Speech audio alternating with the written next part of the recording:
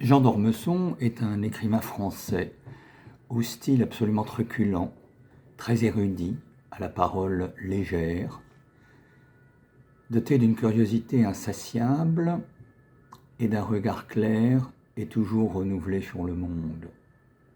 C'était un homme exempt de préjugés, à l'œil toujours pétillant et à la parole humoristique. Il a écrit une quarantaine d'ouvrages, des grandes fresques historiques comme La gloire de l'Empire, un souvenir de sa vie d'enfant évoqué dans ce fameux livre Au plaisir de Dieu, et puis des espèces de méditations philosophiques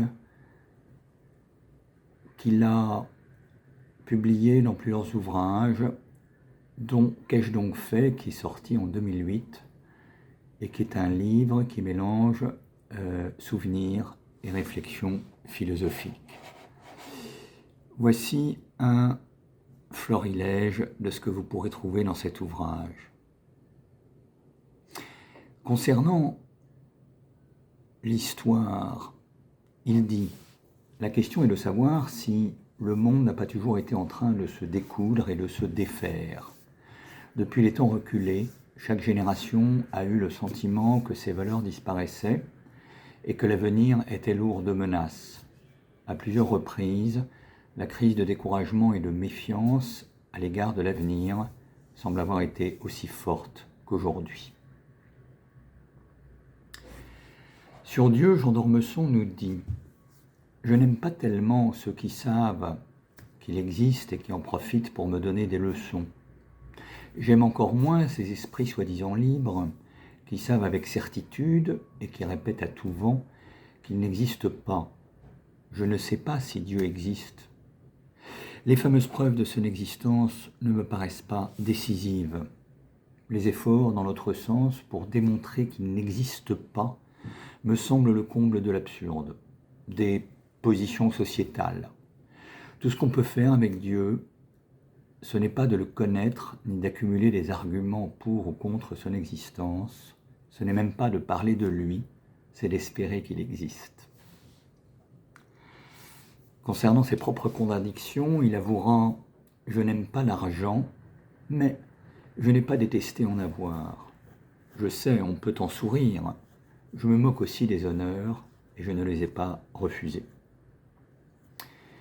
Et puis finalement, sa réponse à la question du titre, « Qu'ai-je donc fait ?» Il nous dit « J'ai aimé l'eau, la lumière, le soleil, les matins d'été, les ports, la douceur du soir dans les collines, et une foule de détails sans le moindre intérêt, comme cet olivier rond dont je me souviens encore dans la baie de Fétier, ou un escalier bleu et blanc flanqué de 2 fontaines dans un village des Pouilles dont j'ai oublié le nom.